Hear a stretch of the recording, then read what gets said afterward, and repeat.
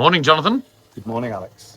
And a special day today for a special gentleman that on the internet you can barely even find a photo of him.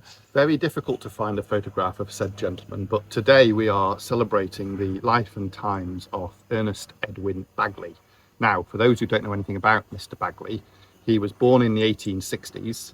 He served an apprenticeship with Hawthorns and then joined Bagnall's in 1890 to become their chief draftsman. Now, he's probably best known for various unusual valve gears, and Sea Lion is a good example of that.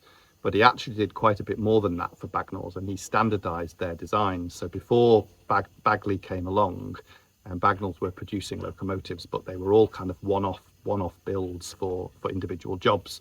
And Baguley came along and standardized production, and almost a little bit like the Great Western, where they had different types of locomotives, all basically the same, using the same components.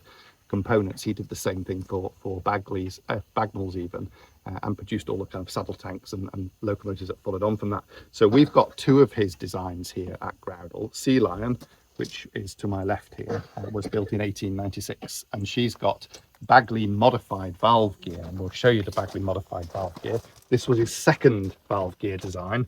You see probably the detail of it in there.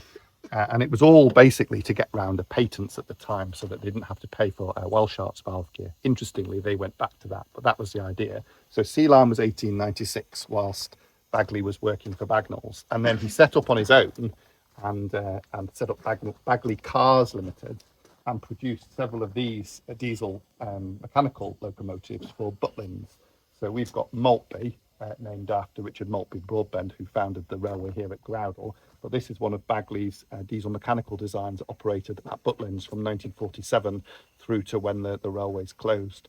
So today, of course, for another of our two train Sundays, this is the opportunity to travel behind both locomotives. It is indeed. And it's nice to see the two engines designed by the same man doing basically what they were designed to do, and that's haul passengers on a touristy railway.